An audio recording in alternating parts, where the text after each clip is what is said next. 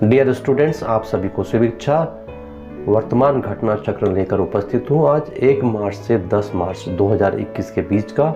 और यह वर्तमान घटना चक्र विभिन्न प्रकार की जो प्रतियोगी परीक्षाएं रहेंगी आगामी, उसमें बहुत ही शानदार रूप से आपको काम में आएगा। इस वीडियो को यदि आप बार बार देखते हैं और सुनते हैं तो आपको याद करने की आवश्यकता नहीं, क्योंकि विभिन्न प्रकार के शोध में यह कहा गया है, यह बताया गया है कि जितनी बार सुना जाता है, जितनी बार किसी चीज़ को देखा जाता है, वो उतनी ज़्यादा याद होती है। रटना नहीं है, आपको केवल सुनना भार है। तो वीडियो को जितनी बार हो सके ज़्यादा से ज़्यादा आप सुने या देखें। तो प्रस्तुत है आपके समक्ष घटना चक्र 1 से 10 मार्च 2021 का। डियर स्टूडेंट्स, करंट अफेयर्स के मामले में जानकारी देने के पहले आपको बताना चाहूँगा कि आईआईटी रुड़की में पोस्ट डॉक्टर फेलोशिप 2021 के लिए आपको जानकारी दी जा रही है।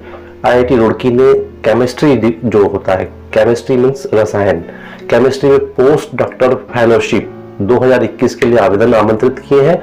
और फेलोशिप उनके लिए है जिनके पास लेजर स्पेक्ट्रोस्कोपी, मैटलैब व लैबव्यू के अनुभव साथ साथ में है। कहने का आशय है कि ये जो फेलोशिप है ये आपकी केमिस्ट्री से रिलेटेड है और इसके लिए आपके पास लेजर स्पेक्ट्रोस्कोपी, मैटलैब व लैबव्यू के अनुभव के साथ साथ फिजिकल केमिस्ट्री और फिजिक्स में पीएचडी की डिग्री को होना जरूरी है। और इसके लिए आवेदन की जो अंतिम तिथि है वो 15 मार्च 2021 है। और आप इसके लिए विजिट कर सकते हैं वेबसाइट www.b4s.in/db1/rdc6। तो ये एक जानकारी आपको देना अत्यंत महत्वपूर्ण जानकारी थी आपके लिए कि ये फेलोशिप है, आईआईटी रुड़की की फेलोशिप है। अब आगे चलते हैं हम करंट अफेयर्स पर। ओटीटी, ओवर द टॉप, यानी कि ओटीटी प्लेटफॉर्म है एक प्रकार का, जहां पर इंटरनेट के माध्यम से टीवी और दूसरी प्रकार के जो ऑन डिमांड जो होते हैं, न्यूज ऑन डिमांड आपको फिल्म वगैरह दिखाई जाती है, ऑन डिमांड आपको सीरियल्स दिखाए जाते हैं, जैसे कि नेटफ्लिक्स है, अमेजन प्राइम वगैरह वगैरह। तो ओटीटी जो सोशल मीडिया प्लेटफॉर्म है, ओटीटी जो ओवर द टॉप इंटरनेट के माध्यम से जो फिल्म और सीरियल्स दिखाए जाते हैं, उसको कंट्रोल करने के लिए, उसको नियंत्रित करने के लिए कुछ नियम केंद्र सरकार ने बनाए हैं ताकि उनके कंटेंट जो होते हैं उनमें सुधार लाया सके। ऐसा पाया जा रहा है कि उनके कंटेंट में देश विरोधी या विभिन्न प्रकार की सामाजिक विरोध गतिविधियां शामिल हो रही हैं आजकल। तो उनको रोकने के उद्देश्य से सोशल मीडिया, न्यूज पोर्टल और ओटीटी प्लेटफॉर्म को नियमों का अनुशासन केंद्र सरकार के द्वारा बनाया गया है और उनको मानना होगा। केंद्र सरकार ने इसके लिए गाइडलाइन जारी कर दी है और ये गाइडलाइन जो है विभिन्न प्रतियोगी परीक्षाओं के लिए अत्यंत महत्वपूर्ण है। इसके तहत सोशल मीडिया प्लेटफॉर्म को किसी आपत्तिजनक पोस्ट की शिकायत मिलने पर उसको 24 घंटे में हटाना पड़ेगा, विद इन 24 आवर्स में हटाना पड़ेगा। और भारत की अखंडता, एकता, सामाजिक व्यवस्था, दुष्कर्म जैसे मामलों में की गई पोस्ट या मैसेज या आपत्तिजनक कोई पोस्ट या मैसेज को सबसे पहले पोस्ट करने वाले की पहचान भी बतानी होगी। ऐसे मामलों में कम से कम 5 साल की सजा की व्यवस्था की गई है, कम से कम 5 साल की सजा की व्यवस्था की गई है। वहीं ओटीटी प्लेटफॉर्म्स के लिए दर्शकों की 3 श्रेणियां भी बनाई जाएंगी। तो एक अब सरकार जो है ओटीटी प्लेटफॉर्म के लिए स्ट्रिक्ट हो रही है, कुछ नए नियम और नई गाइडलाइन जारी की गई है, उनको पालन करना पड़ेगा। और एक प्रतियोगी परीक्षाओं की तैयारी करने वाले व्यक्ति को इन सभी गाइडलाइन की जानकारी होना आवश्यक है। जैसा कि ओटीटी डिजिटल न्यूज के लिए 3 चरणों का सिस्टम होगा। कितने चरणों का सिस्टम होगा? 3 चरणों का सिस्टम होगा। और कंपनी की जानकारियां भी देना होगी साथ साथ में, लेकिन इसके लिए रजिस्ट्रेशन की बाध्यता नहीं होगी। ओटीटी को पेरेंटल लॉक यानी ऐसी व्यवस्था करनी होगी जिससे अभिभावक बच्चों के लिए अवांछित कंटेंट को ब्लॉक कर सकें। तो ये महत्वपूर्ण जानकारी है कि इसमें पेरेंटल लॉक की व्यवस्था भी अब करना पड़ेगी। ओटीटी प्लेटफॉर्म को न्यूज पोर्टल के लिए सुप्रीम कोर्ट के रिटायर्ड जज जैसे व्यक्ति की अध्यक्षता में सरकारी बॉडी बनेगी। यह प्रकाशक को चेतावनी देगी और कंटेंट हटाने के लिए निर्देश भी दे सकेगी, यानी एक जज की नियुक्ति भी की जाएगी। सरकार इंटर डिपार्टमेंटल कमेटी बना करके, आंतरिक विभाग कमेटी बना करके निगरानी भी करेगी। तो फिल्मों की तरह नेटफ्लिक्स, अमेजन जैसे प्लेटफॉर्म को भी कंटेंट उम्र के लिहाज से तय करना होंगे और उसमें उम्र तय की गई है 13 वर्ष से अधिक और 16 वर्ष से अधिक को एक कैटेगरी में बांटा जाएगा।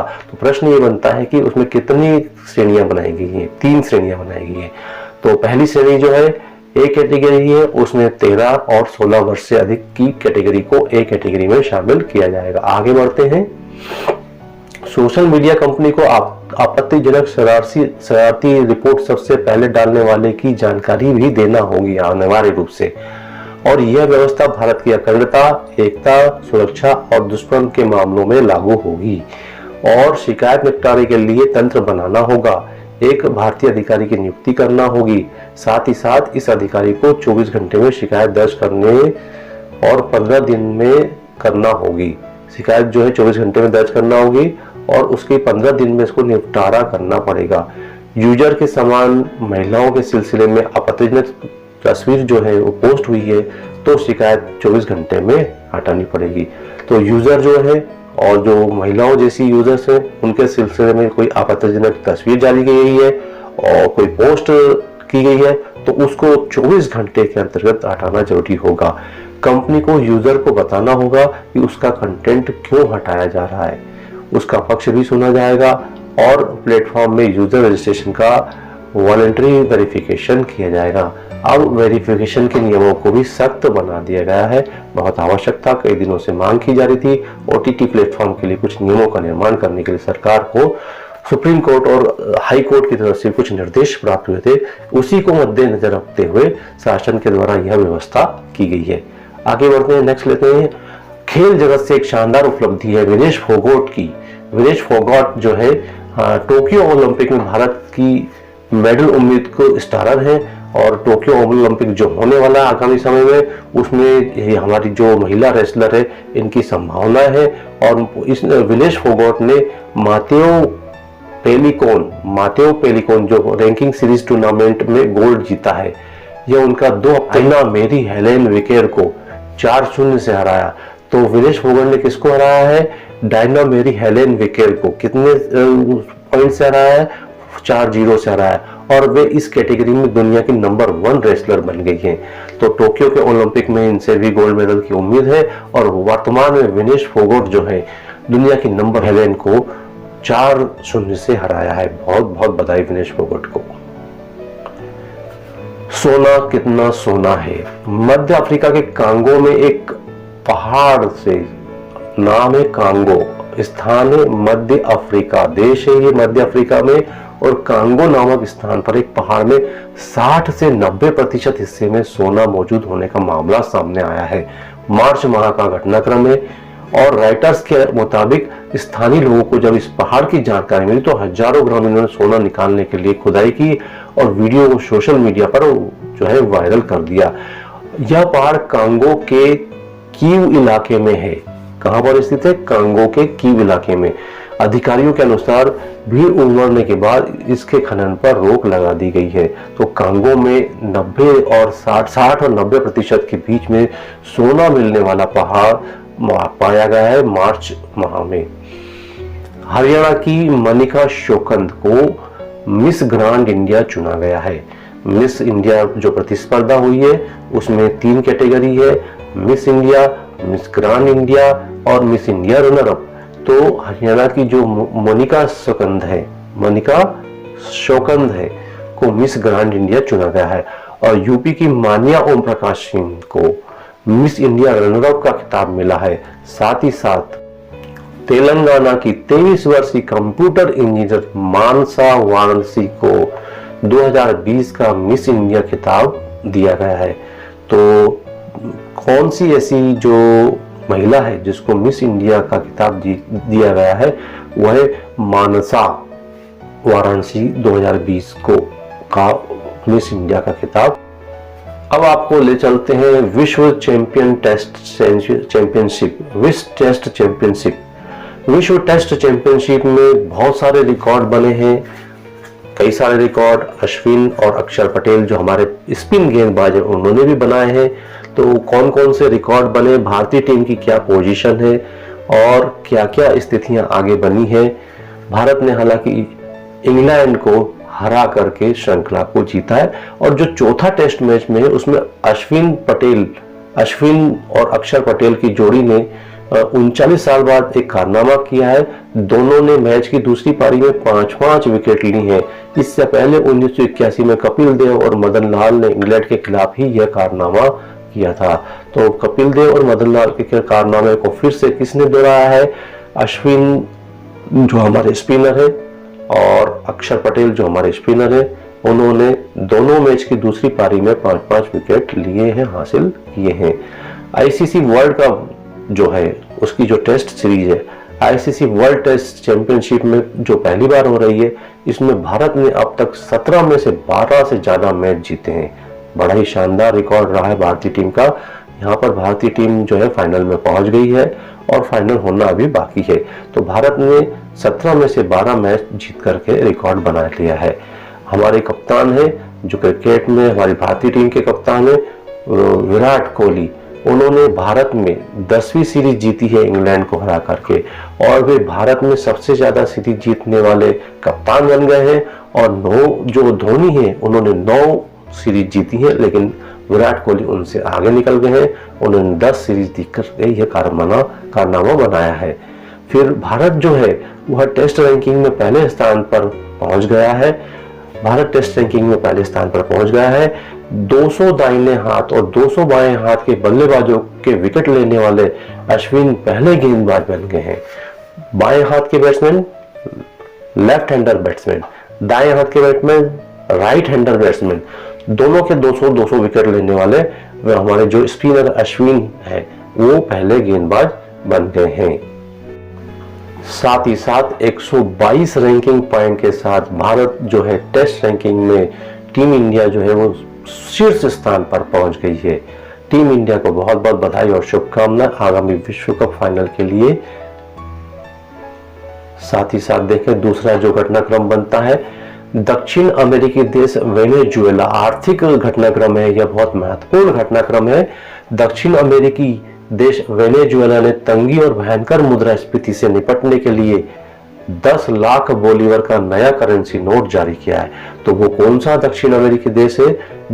उसका नाम है वेनेजुएला, जिसने तंगी और भयंकर मुद्रास्फीति से निपटने के लिए 10 लाख बोलीवर का नया करेंसी नोट जारी किया है। दुनिया के किसी देश में इतना बड़ा करेंसी नोट नहीं छापा गया है। वेनेजुएला की वर्तमान मुद्रास्फीति के अनुसार 10 लाख बोलीवर की कीमत आधा डॉलर करीब 36 रुपए होगी, और अगले हफ्ते में 2 लाख और 5 लाख बोलीवर के नोट भी जारी किए जाएंगे। बड़ी विकट स्थिति सामने आ गई है और यह देश है दक्षिण अमेरिकी देश वेनेजुएला। ऐसे ही वेनेजुएला का करेंसी का नाम बोलीवर है। तो ये भयंकर आर्थिक संकट से अभी दक्षिण अमेरिकी देश वेनेजुएला जूझ रहा है। नेक्स्ट लेते हैं, भारत की बहुत महत्वपूर्ण उपलब्धि है और वह है आंध्र प्रदेश श्रीहरिकोटा के सतीश धवन अंतरिक्ष केंद्र से PSLV C51 Amazonia 1 mission launch किया जाएगा, और इस रॉकेट में ब्राजील के अमेजोनिया 1 उपग्रह के साथ 18 नैनो सैटेलाइट भी लॉन्च किए जाएंगे। आत्मनिर्भर भारत में एक बड़ी उपलब्धि है, और ब्राजील के अमेजोनिया 1 उपग्रह के साथ 18 नैनो सैटेलाइट भी लॉन्च किए जाएंगे। आगे बढ़ते ही उपलब्धि क्या कहती है यहाँ पर देखना महत्वपूर्ण है। इसमें 13 अमेरिका के भी है, और यह ऐसी पहली लॉन्चिंग है जिसमें मुख्य सैटेलाइट भारतीय नहीं है। PCLV रॉकेट की यह 53वीं उड़ान होगी। साथ ही साथ भारत अब तक 34 देशों के 342 सैटेलाइट लॉन्च कर चुका है। दूसरी ओर इसरो अब SLV यानी छोटे सैटेलाइट लॉन्च करने की तैयारी कर रहा है, जिसमें 70% तक कम खर्च आएगा। भारत के आर्थिक जगत में एक और महत्वपूर्ण घटनाक्रम हुआ है। शासन ने आदेश दिया है कि 1 अप्रैल से बीमा कंपनियां स्टैंडर्ड दुर्घटना पॉलिसी जारी करेंगी। बहुत महत्वपूर्ण निर्णय लिया गया भारत सरकार द्वारा। जो दुर्घटनाएं होती हैं उसमें स्टैंडर्ड दुर्घटना पॉलिसी को भी शामिल किया गया। आइए देखते हैं इसमें होना क्या है। बीमा नियामक इरडा ने सभी जनरल व हेल्थ इंश्योरेंस कंपनियों को 1 अप्रैल 2021 से स्टैंडर्ड पर्सनल एक्सीडेंट पॉलिसी बेचने के लिए कहा है। इसके तहत कंपनियां 1 करोड़ रुपए तक का बीमा देंगी। कितने करोड़ रुपए तक का बीमा देंगी? प्रतियोगी परीक्षाओं की दृष्टि से बहुत महत्वपूर्ण है। 1 करोड़ रुपए की जो है बीमा देंगी। इसका नाम क्या रखा गया है? सरल सुरक्षा बीमा। सरल सुरक्षा बीमा इसका नाम रखा गया है। पॉलिसी के तहत बीमा की न्यूनतम रकम 2.5 लाख रुपए, 2.5 लाख रुपए, 2.5 लाख रुपए तक की होगी। और पॉलिसी की खासियत यह होगी कि इसकी भाषा व बीमा की शर्तें एक जैसी होंगी। तो इसका नाम है सरल सुरक्षा बीमा योजना और 1 अप्रैल से यह लागू की जाएगी। 1 करोड़ रुपए तक का बीमा इसमें दिया जा सकेगा और इसका नाम है स्टैंडर्ड दुर्घटना पॉलिसी। मध्य प्रदेश के लिए गौरव का क्षण है। भारतीय रेल में पहली बार हबीबगंज से हजरत निजामुद्दीन के बीच चलने वाली शान-ए-भोपाल एक्सप्रेस को integrated management system IMS award से नवाजा गया है। भारतीय रेल ने पहली बार इस शान-ए-भोपाल एक्सप्रेस को IMS अवार्ड से नवाजा है। आइए देखते हैं ये अवार्ड क्यों दिया गया है। ट्रेन को यह अवार्ड उसके उत्कृष्ट मेंटेनेंस और पर्यावरण हितैषी संसाधनों को यात्रियों की सुविधाजनक और सुरक्षित यात्रा की को प्राथमिकता देखते हुए दिया गया है। इस अवार्ड में गुणवत्ता, पर्यावरण व स्वास्थ्य प्रबंधन को भी शामिल किया गया। इसके पहले ट्रेन को GM अवार्ड भी मिल चुका है।